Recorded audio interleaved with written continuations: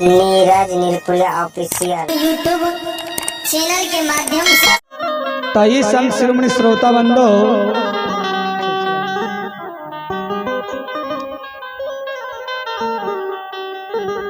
आइए हमारे पैड पर संगत कर रहे हैं हमारे परम मित्र भाई छोटू छलिया जी जो आदर्श ग्राम मुसरी रजिस्ट्री मोड़ जमालपुर से हैं।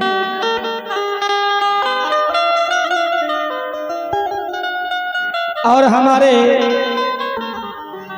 नाल प्रसंगत कर रहे हैं भाई नीरज निराला जो आदर्श ग्राम राजनीरपुर से हैं।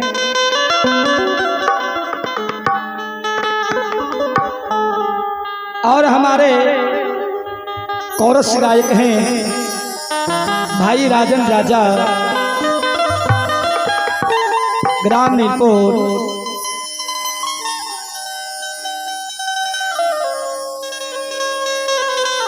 और हमारे ऑर्गन में जो कोरस से साथ दे रहे हैं भाई धीरज कुमार धर्म जो ग्राम नीरपुर से हैं। और हमारे झाल प्रसंगत कर रहे हैं टोमी बाबू और गोलू जी।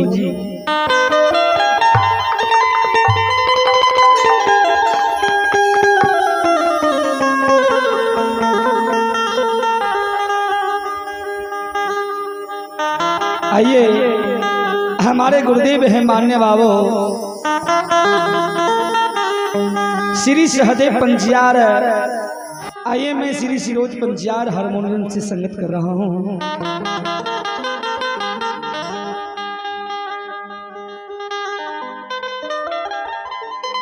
मैं श्री शांति लखन भगत कीर्तन बाल मंडली ग्राम पोस्ट नीरपुर थाना चौथम जिला खगड़िया बिहार। आइए मैं इस माइक्रोफोन के जरिए जहां तक मेरी आवाज आते होंगे वहां तक की तमाम धर्म से आस्था रखने वाले तमाम धर्म प्रेमियों को मैं कोटि कोटि नमन करता हूं, कोटि कोटि नमन करता हूं, कोटि कोटि नमन करता हूं।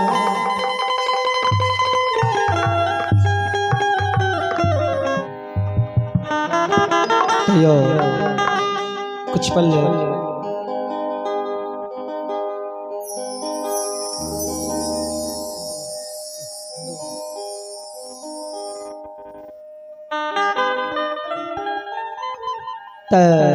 अंधु बाबा के भगत लोगा था सुनावे के प्रयास करे छा।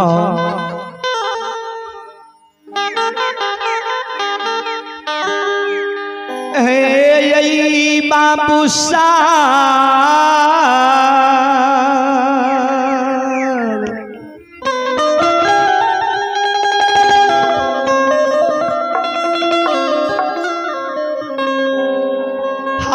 गई फूला के झोलिया गए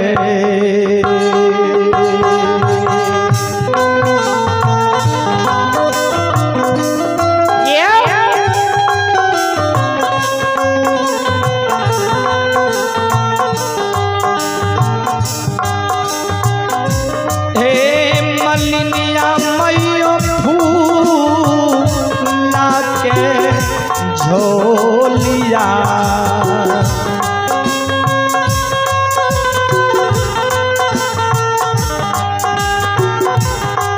आहे या नादू बाबा किया माहे माय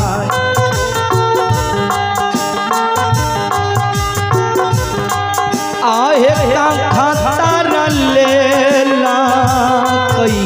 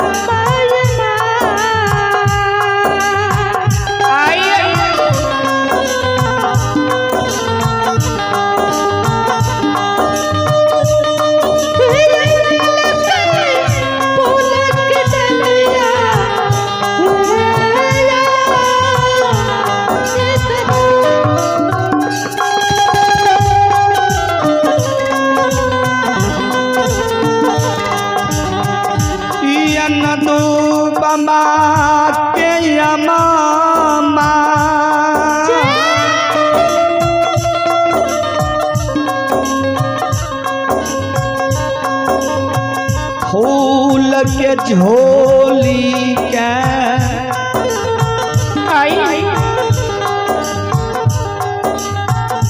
माय मलिनिया या मेरा भोरे भोर में कांख तर में दबा लेलके लटका लेलके दौना फुलबारी फूल तोड़े ले जा रहे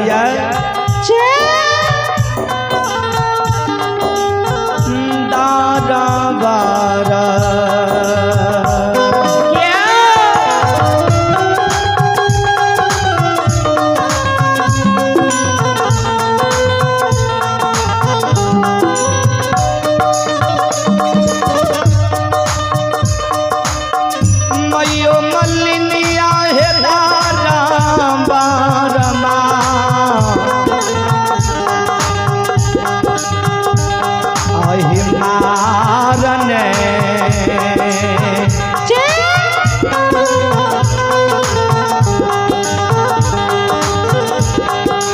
ये जाई ये आमा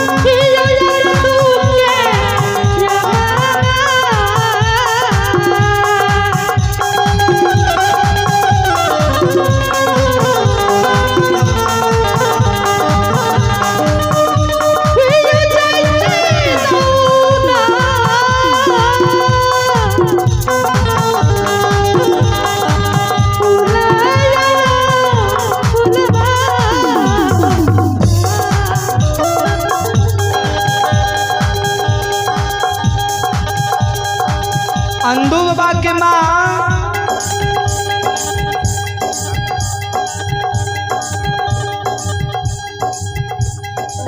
दरबार मारने दौना फुलबारी फूल तोड़ल जा रहल है।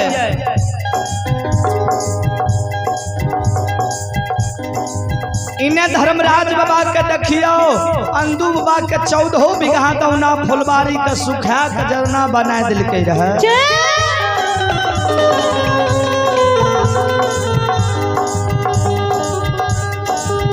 अंधू बाबा के 14 बीघा दौना फुलबार के सुखा के जरना बना दिलके।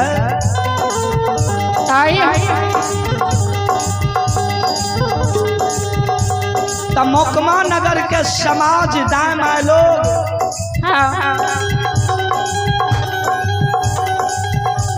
ओई दौना फुलबारी के जरना बना के चुन चुन के लाके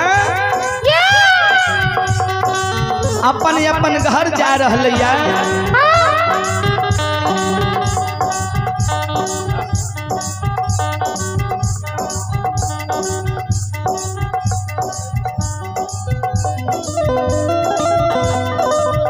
श्रोमणी स्रोत तबंदो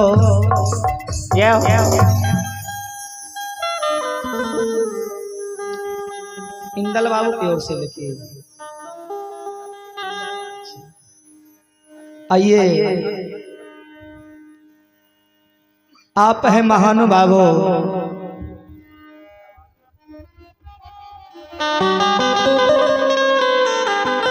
आइए आप हैं बाबू इंदल शर्मा, आइए आप हैं बाबू इंदल शर्मा,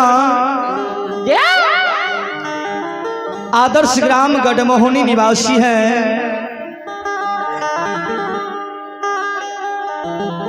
आइए इन बाबूजी की ओर से भगवान के दरबार में, मैया के दरबार में पुष्प दर्भ मल अर्पण किए हैं। मैं इंदल बाबू की चरणों में गंगा को सत सत नमन करता हूँ, कोटि कोटि नमन करता हूँ। और माँ भगवती से कामना करता हूँ, विनय करता हूँ, हे मैया इनकी झोली सदैव भरे रखे ताकि इनका दिया हुआ दान सार्थक हो।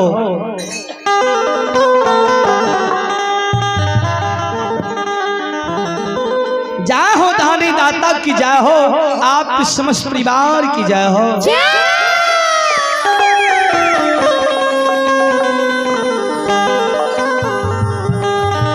आइए दानी बाबू के लिए मैया से कहना चाहता हूँ, हे मैया